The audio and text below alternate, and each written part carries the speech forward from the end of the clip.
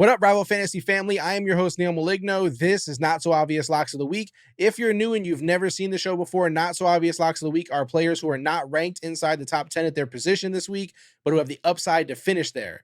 I keep these episodes quick hitting on purpose. If you want longer content or interactive content, feel free to subscribe to the channel. Catch our weekly live episodes, including our Start Sit Advice live stream every Sunday at 11:30 a.m. before kickoff.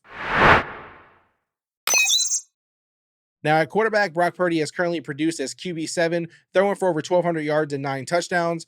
Purdy and CJ Stroud are actually the only two quarterbacks with over 100 pass attempts this season who have 0 interceptions.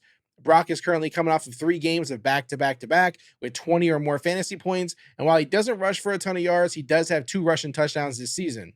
The Browns defense has been really good versus quarterbacks, but they've only played against an injured Joe Burrow, Kenny Pickett, Ryan Tannehill, and they did play Lamar Jackson in week 4. He's a special quarterback, though, and he certainly wasn't slowed down by the Browns defense. Brock Purdy is certainly capable of a big week versus the Browns, and he is my not-so-obvious lock of the week at quarterback.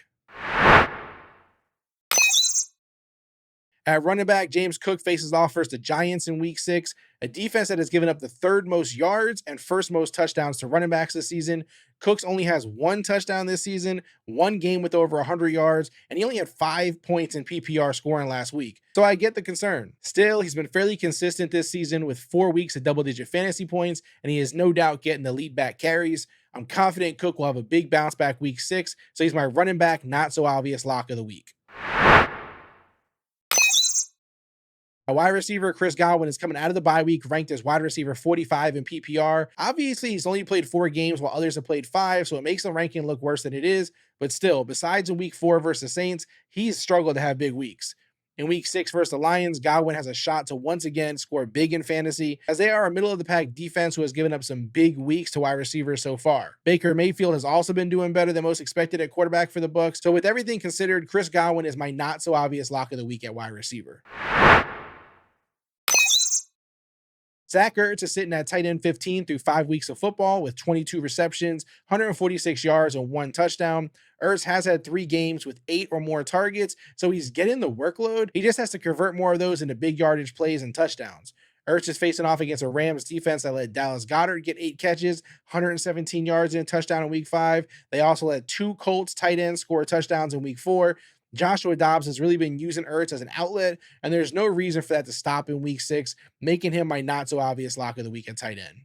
Now, if you want more fantasy football advice from Rival Fantasy, subscribe to our YouTube, get new content plus live shows, including our weekly Start Sit Advice show, live streaming every Sunday at 11:30 a.m. If you prefer audio only, feel free to subscribe to the show on Apple Podcasts or Spotify.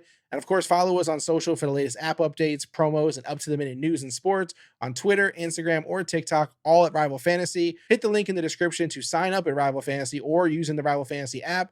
Create an account, make your first deposit. You'll get up to a $200 match on your first deposit, as well as a $25 free voucher. Take advantage of that offer. I'm not sure how long it's going to last or how long we're going to offer it, so take advantage of it. And of course, remember to subscribe, like, comment. If you have any questions, you could drop them in the comments. We answer all questions, but it's even easier if you just come to the live stream on Sunday morning, 11:30, and we'll answer your questions there live.